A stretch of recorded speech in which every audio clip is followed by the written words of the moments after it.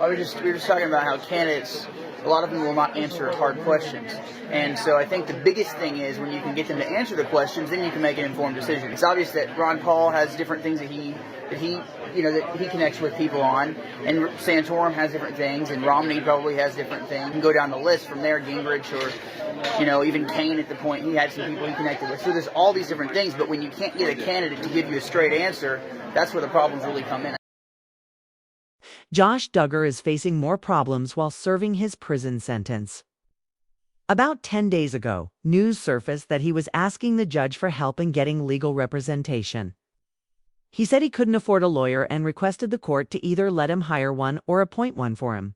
He explained that, as an inmate, he simply didn't have the money or means to pay for legal services. This hinted that his family, especially Jim Bob, might no longer be financially supporting him.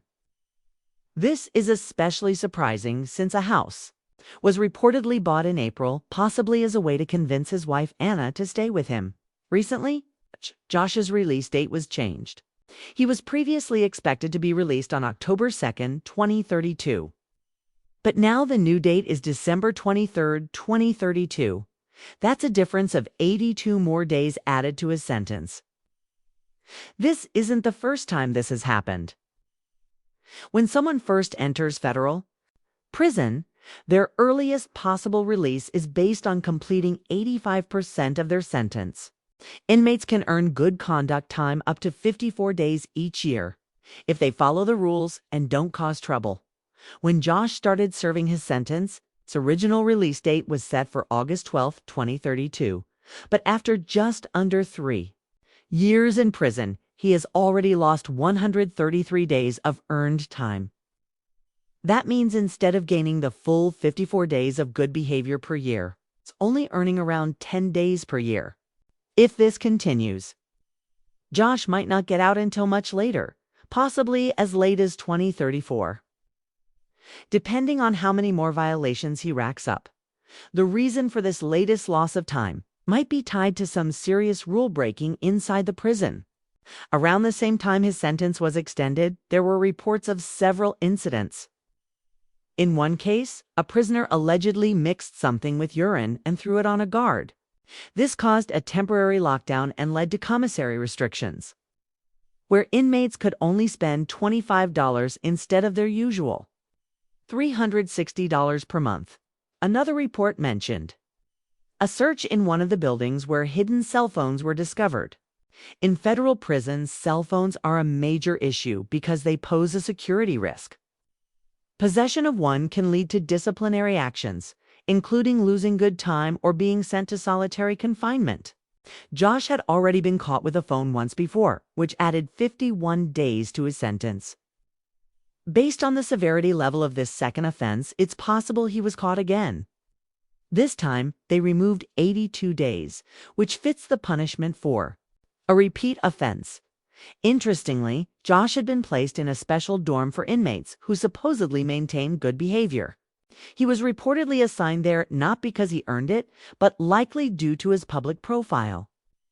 Around early March, there were reports from a Facebook group for family members of inmates that prison staff searched his dorm. That might be when his latest violation was discovered.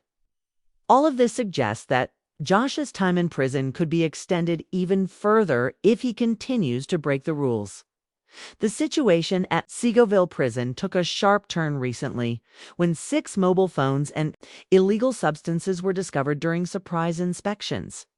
These searches happened because a new warden had just taken charge. And it's common for incoming leadership to tighten control by inspecting different prison areas. Although inspections are often unplanned, they can become more frequent under strict supervision. Many believe Josh Duggar was likely caught with a phone during these checks. If true, this would be his second violation. And losing 82 days of good behavior time matches the punishment for repeat offenders caught with contraband. That's not a small penalty and reflects poorly on him. Josh is known for needing to stay in touch with his family and friends. Given his past crimes, which involve online activity, having a phone behind bars is especially serious. Over the last 3 years, he has already lost 133 days of earned time. Some even suspect that he may now be in solitary confinement due to repeated misconduct. Interestingly, while all this chaos unfolded, an article was published about Josh by In Touch. That magazine is no longer operating, but in the past it was. Known for working closely with the Duggar family, they often used it to put out stories from a more favorable angle. The article claimed Josh was quiet and stayed out of trouble, except for one past incident involving a phone. According to a source, he was seen as a well-behaved prisoner. That same report tried to downplay everything else going on, including the lockdown and the more serious events like when a guard was reportedly attacked with a mixture of food and urine. That kind of attack is not a prank. It's considered assault. While the source painted Josh in a positive light, the fact that his sentence was extended shortly after makes it clear he likely wasn't as innocent as they claimed. It's very likely that during the March searches, Josh was again found with a phone.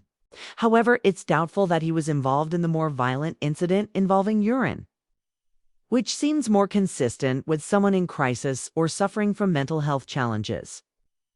Still, having a phone in prison is a major rule violation. Phones inside prison are a huge problem. They allow prisoners to contact people without supervision, access content they shouldn't, and bypass prison security. These phones often don't need prison internet to work and can be wiped clean after use, leaving no trace. For someone like Josh, whose sentence specifically bars him from internet access, this becomes even more serious. Caught with a phone, again, it clearly violates his restrictions and could explain why his family is distancing themselves. Recently, Josh's wife, Anna, and father, Bob, have stopped supporting him financially. This likely connects to his repeated mistakes. Around the same time, Josh got in trouble again. Bob bought a large house under a company he owns. Many believe this expensive property paid for in cash was meant to keep Anna loyal to Josh by offering her comfort and security. Similar to what Bob had promised her years ago when Josh's previous scandal broke out. There was a time when Josh and Anna Duggar were given a home in Town, and for a while they lived there. But after Josh's legal trouble began and the authorities raided the property, they sold the house and moved the family into a warehouse, which became their home for several years. Anna stayed there with the kids until recently. Now it seems like Bob Duggar may have bought her a new place. It appears the decision wasn't just to give her a better home, but also to maintain control over her situation. The house is reportedly owned by one of Bob's shell companies. This gives him power over who lives there.